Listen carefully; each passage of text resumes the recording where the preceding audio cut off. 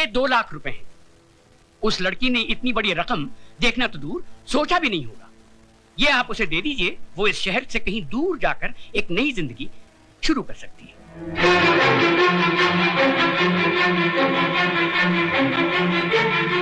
राय बहादुर,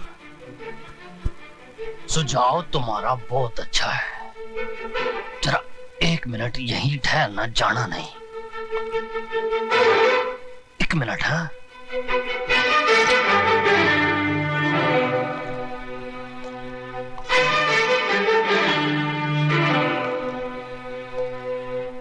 आपने मेरी बेटी की इज्जत की कीमत बहुत कम लगाई है, लेकिन मैं ऐसा नहीं करूंगा। ये 2 लाख नहीं 4 लाख रुपए हैं। अपने कार की बहू को रात को मेरे साथ सुला दो। ये केदार सिंह, यकीन मानिए मैं मुकदमा भी वापस ले लूंगा। बाकी की जिंदगी आपकी बहू इस शहर से कहीं दूर जाके बिता सकती है, बड़ी खुश हो जाएगी। तुम उस मामूली लड़की का मुकाबला मेरी बहू से कर। चुप है, वरना इस कार से तू नहीं तेरी लाश जाएगी।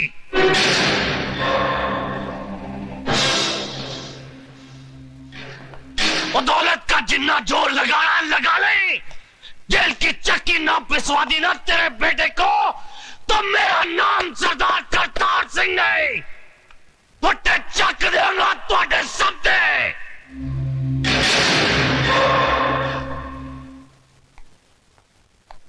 राय साहब, हिंदुस्तान की अदालतों में मुझे ज्ञान प्रकाश नहीं, माइक टाइसन के नाम से बुलाया जाता है। जिस तरह वो बॉक्सिंग रिंग में उतर के घूंसों की बौछार कर देता है, उसी तरह मैं अदालत में गंदे और अश्लील सवालों की बारिश कर देता हूं। आपके बेटे ने तो उसके कपड़े उतारने के लिए अपने हाथों का इस्तेमाल किया होगा, लेकिन मैं उसे अपने सवालों से नंगा करूंगा। रेप क्या है उसका मतलब मैं समझाऊंगा उसे। अदालत में जब बलात्कार का मुकदमा चलता है तो ऐसा लगता है कि यह अदालत नहीं, जिस्म बेचने का बाजार है, जहां औरत के जिस्म के हर उस हिस्से की बात होती है जिसे भगवान ने शर्म की मिट्टी से संवारा है। माला, तुम सुन रही हो ना? आप बोलते जाइए। जानती हो कैसे कैसे सवाल पूछे जाएंगे? जब तुम्हारा बलात्कार हो रहा था तो तुम्हारी साड़ी कहां थी? जांघों के ऊपर या जांघों के नीचे? ब्लाउज कहां था? बदन पे था या उतार लिया गया था? रेप करने वाले के हाथ तुम्हारी जांघों पर थे या तुम्हारे स्तन पर? चुप कर वकीला, चुप कर। अगर मेरी बेटी से ऐसे गंदे गंदे सवाल पूछे जाएंगे तो नहीं चाहिए मुझे इंसाफ। लेकिन मुझे चाहिए इंसाफ। क्या पूछेगा वो वकील? यही ना कि उस लड़के का हाथ कहाँ था, जांघों पर या छाती पर? छाती क्या होती है वो मैं उसे बताऊंगी। यह है छाती, जिसका दूध पीकर हर मर्द की छाती चौड़ी होती है। इसे कहते हैं स्तन। अगर अपनी माँ का दूध पीते वक्त ठीक से न देख सका हो तो मैं उसे दिखाती हूँ। मैं औरत हूँ और मुझे फक्र है कि मैं वो काम कर सकती हूँ जो दुनिया का कोई भी मर्द नहीं कर सकता। अपने जिस्म में एक नए इंसान को जन्म दे सकती हूँ। अपनी छाती का दूध पिलाकर उसे बड़ा कर सकती हूँ, जो आगे चलकर राम या रहीम बनेगा। शाबाश माला, शाबाश। अगर हिंदुस्तान की हर औरत तुम्हारी तरह बेखौफ हो जाए तो इस समाज में औरत को वही दर्जा मिलेगा जो उसे मिलना चाहिए। शाबाश।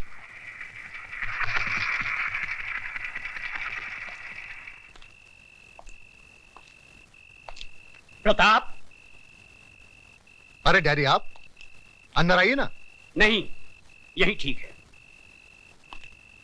हमारे दामाद होकर भी तुम हमारे खिलाफ मुकदमा लड़ रहे हो। मैं आपके खिलाफ नहीं, जुर्म के खिलाफ लड़ रहा हूं। तुम जानते हो हमारा वकील कौन है? जानता हूं, मिस्टर ज्ञान प्रकाश, जो आज तक कोई भी मुकदमा नहीं हारा,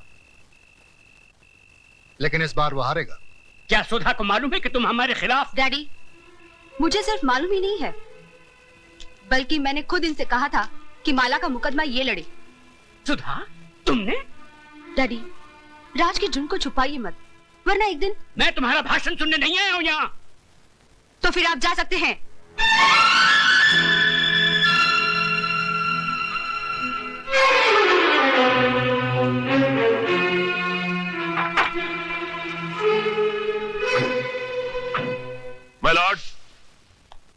इस अदालत में एक बलात्कार का मुकदमा आया है।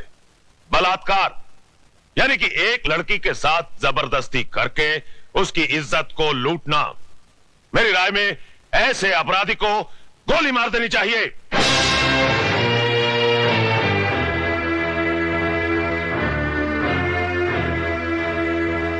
अगर एक लड़की अपनी मर्जी से एक लड़के के साथ हम बिस्तर होती है और उसके बाद अपने कपड़े खुद ही फाड़ती है, अपने बाल बिखेरती है और अपने ही नाखूनों से अपने बदन पे निशान लगाकर चिल्लाती है, बचाओ बचाओ मेरा बलात्कार हो गया, तो क्या अदालत मान लेगी? I object your honour. मेरे फाजिल दोस्त मिस्टर ज्ञान प्रकाश एफआईआर में दर्ज रिपोर्ट को झूठा कह रहे हैं। झूठी रिपोर्ट को झूठा कहना गलत नहीं है वकील साहब। रिपोर्ट लिखी किस पुलिस ऑफिसर ने थी माय लॉर्ड? उस पुलिस ऑफिसर ने जो सरदार करतार सिंह के कर्ज तले दबा है और बचपन में एक चोर था। इंस्पेक्टर खान, क्या ये सच है? माय लॉर्ड, दरअसल आप सिर्फ हां या ना में जवाब दीजिए। ये सच है। That's all your honour. जिस इमारत की नींव ही खोखली हो, उस इमारत का अंजाम क्या होगा? आगाज हुआ ही नहीं और आप अंजाम तक पहुंच गए वकील साहब। इस हादसे के चश्मदीद गवाह हैं योर ऑनर 40 मासूम छोटे छोटे बच्चे, जिन्हें ना ही आपकी बुलंद आवाज का खौफ है और ना ही किसी अंजाम की परवाह। आप फिक्र मत कीजिए वकील साहब, धीरे धीरे सबको बुलाऊंगा इस कटहरे में। माय लॉर्ड, सबसे पहले मैं मिस माला से कुछ सवाल पूछना चाहता हूं।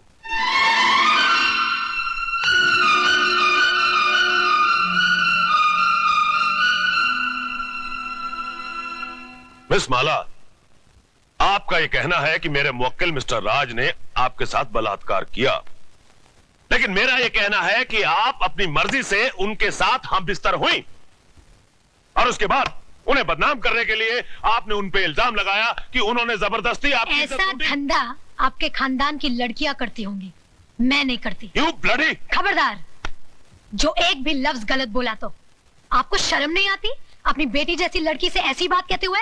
मिस माला, ये मंदिर नहीं जहां प्रवचन किया जाए, ये अदालत है जिसमें एक मासूम की जिंदगी का फैसला होने वाला है।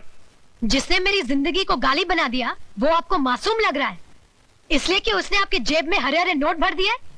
अगर नोटों के लिए ऐसे ही अपने जमीर को बेचते रहे तो एक दिन इसी कटहरे में मेरी जगह आपकी बेटी खड़ी होगी, जो ऐसे किसी रईस के बेटे की हवस की शिकार हुई होगी। उस दिन न तो ये नोट आपके काम आएंगे और न ही आपकी आवाज गले से बाहर निकलेगी। गुनहगार को सजा दिलवाने के बजाय आप उसकी तरफदारी कर रहे हैं। तुम जैसे वकीलों को तो जन्म देकर तुम्हारी माँ भी पछता रही होगी। Order order. आप क्या ऑर्डर ऑर्डर किए जा रहे हैं? क्या आप सबका जमीर मर गया है? ये वही हिंदुस्तान है जहाँ औरतों को पूजा जाता था, कभी सीता के रूप में तो कभी सावित्री के रूप में। और आज उसी देश में अगर औरत को एक बार नंगा किया गया तो इसकी इज्जत को ढाका नहीं गया, बल्कि बार बार नंगा किया गया, कभी प्रेस वालों ने तो कभी टीवी वालों ने, और अब ये वकील साफ कर रहे हैं और आप चश्मा साफ कर करके देख रहे हैं। अरे समाज के ठेकेदारों, क्या भूल गए तुम लोग? द्रौपदी को भी एक बार नंगा किया गया था, कौरवों का पूरा खानदान मिट गया था, आज उनके खानदान का एक भी वारिस नहीं बचा। वकील साहब, यही पूछना चाहते थे ना कि बलात्कार के वक्त वो मेरे ऊपर था या नीचे? उसके हाथ कहाँ थे, मेरे स्तन पर या मेरी जांघों पर? बंद कर दीजिए तमाशा, अपनी घर की बहू बेटियों को बेइज्जत करने का ड्रामा बंद कर दीजिए। कहीं ऐसा ना हो कि आज की औरत शर्म की दहलीज पार कर जाए। इस अदालत में कल जो मुकदमा आएगा वो ये नहीं होगा कि एक लड़के ने एक लड़की का बलात्कार किया, बल्कि ये होगा कि एक लड़की ने एक लड़के का बलात्कार किया। सिर झुकाए ये खड़ा होगा, ये मैं नहीं। Order order. The court is adjourned. ये लड़की है या किसी देवी का अवतार? अरे पिछले 30 साल में मैंने बड़े से बड़े धुरंधर वकीलों को अदालत की धूल चटवा दी, लेकिन इसने मुझ जैसे पहाड़ को अपने पैरों तले रोन के रख दिया। मगर आप तो अपने आप को माइक टाइसन कहते थे। माइक टाइसन को भी कोई मर्द नहीं पछाड़ पाया था। अरे उसे भी पछाड़ा तो एक मामूली सी लड़की ने। मगर अब हम क्या करें ये तो बताइए। इससे पहले कि कल सुबह जज अपनी कुर्सी पर बैठे, माला को इस दुनिया से उठवा दीजिए।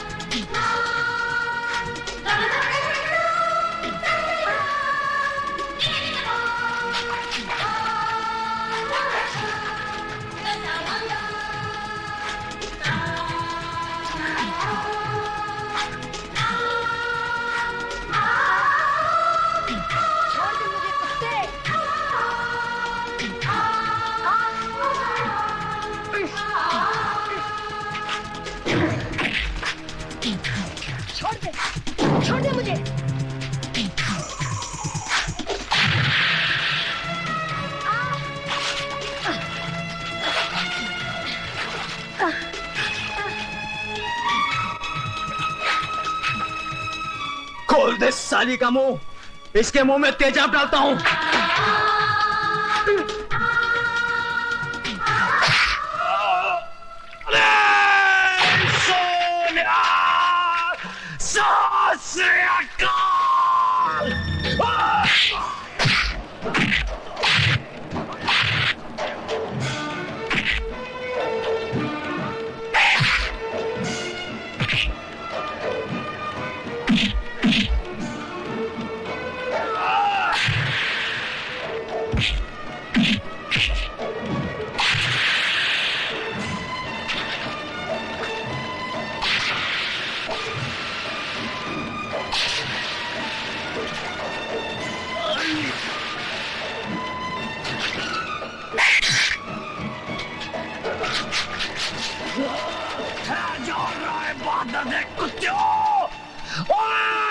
सरदार करतार सिंह तोड़े फटे चक देगा। क्या डरा रहा है बहादुर पैर के टकेलू।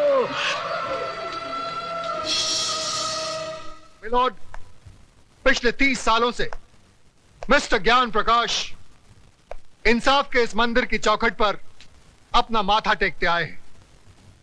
इस देवी के चरणों में श्रद्धा के फूल चढ़ाते आए हैं, क्योंकि ये अब तक हर मुकदमा जीतते आए हैं। लेकिन आज जब पहली बार इन्हें शिकस्त की हल्की सी झलक दिखाई दी तो ये बौखला गए। इंसाफ के इस मंदिर से इनका विश्वास उठ गया, इस देवी में इनकी श्रद्धा टूट गई और इन्होंने अपने हाथों में इंसाफ के तराजू की जगह दौलत की तलवार उठा ली। मेरी मुवक्किल माला को इस दुनिया से उठाने का फैसला कर लिया, उस पर कातिलाना हमला करवाया। अगर यकीन नहीं आता मिलॉर्ड तो आप खुद ही देख लीजिए माला के जिस्म पर पड़े हुए जख्मों के ये निशान। मैं अपने फाजिल दोस्त से यह पूछना चाहूंगा कि अगर इस मुकदमे का फैसला अदालत के बाहर ही करना था तो इस अदालत में आने का ढोंग क्यों रचाया जा रहा है? जब इन मासूम बच्चों के बयान के बगैर इस मुकदमे को अंजाम तक पहुंचाया जा सकता है तो फिर इन्हें क्यों बुलाया गया है? अगर ताकतवर अपनी ताकत के जोर पर ही मुकदमे का फैसला करवा सकता है तो यह अदालत क्यों बनाई गई है? अगर गरीब और बेबस को इंसाफ नहीं दिया जा सकता तो बंद कर दीजिए यह अदालत। रुक जाइए जज साहब, आप अपना फैसला सुनाएं, इससे पहले मैं आपसे एक सवाल पूछना चाहती हूँ। पूछो। अगर मुकदमा ये वकील साहब जीत गए तो इन्हें ढेर सारे नोट मिलेंगे और इनका मौकिल छूट जाएगा, और अगर ये वकील साहब जीत गए तो इस आदमी को 7 साल की सजा हो जाएगी। दोनों ही सूरतों में मुझे क्या मिला? कानून ने मेरे साथ क्या इंसाफ किया? जो इंसान कानून की मर्यादा को तोड़ता है, कानून ही उसे सजा देता है। मर्यादा मेरी तोड़ी गई है, कानून की नहीं। इज्जत मेरी लुटी है, कानून की नहीं। Order, order. क्या मैं माथे पे लगे इस कलंक के साथ जी सकूंगी? कौन थामेगा मेरा हाथ? कौन भरेगा मेरी मांग में सिंदूर? किसके नाम का मंगलसूत्र मैं पहनूंगी अपने गले में?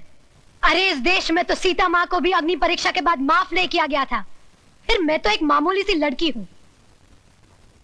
हर लड़की बचपन से एक ख्वाब देखती है कि एक दिन उसकी बारात आएगी, उसका राजा घोड़े पे सवार होकर उसे ब्याह कर डोली में ले जाएगा। पर मेरा ये ख्वाब ख्वाब ही रह गया। क्या मेरी बारात कभी नहीं आएगी? क्या मेरा राजा अब कभी नहीं आएगा? जज साहब, क्या मैं बिन ब्याही रह जाऊंगी? क्या मैं बिन ब्याही रह जाऊंगी?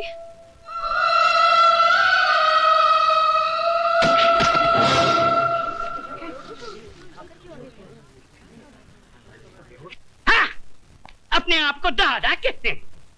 सारा शहर कांपता है इनसे, मगर एक मामूली सी लौंडिया तो खत्म नहीं कर पाए। अरे लानत है तुम पे और तुम्हारे आदमियों पे। अब खड़ा खड़ा मुंह क्या देख रहा है? Get the hell out of here you stupid asshole.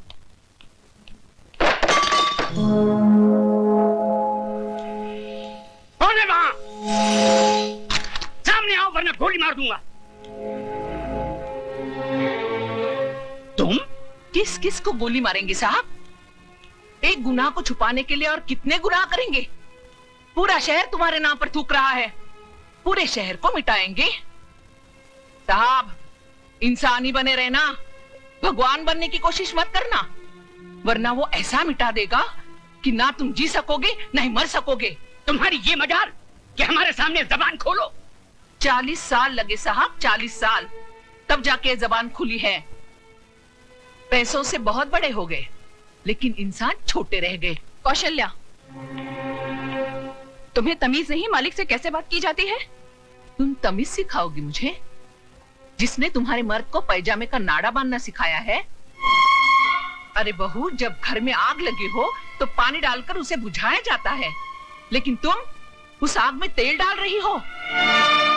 अगर इसी रफ्तार से तेल डालती रही तो कुछ ही दिनों बाद यहाँ हवेली नहीं शमशान घाट होगा। इनफ इज इनफ, नमक हराम, दफा हो जाए यहाँ से। और खबरदार जो फिर इस दहलीज पे कदम रखा। फिक्र मत करो साहब, तुम्हारी दहलीज पर पैर तो क्या, उस पर थूकूंगी भी नहीं। दोनों तरफ के गवाहों के बयानात सुनने के बाद और तमाम हालात को मद्देनजर रखते हुए ये अदालत इस नतीजे पर पहुंची है कि मुल्जिम राज ने जुर्म किया है और वो कानून का मुजरिम है। लेकिन कानून से पहले वो माला का मुजरिम है, जिसकी जिंदगी को उसने तबाह कर दिया और समाज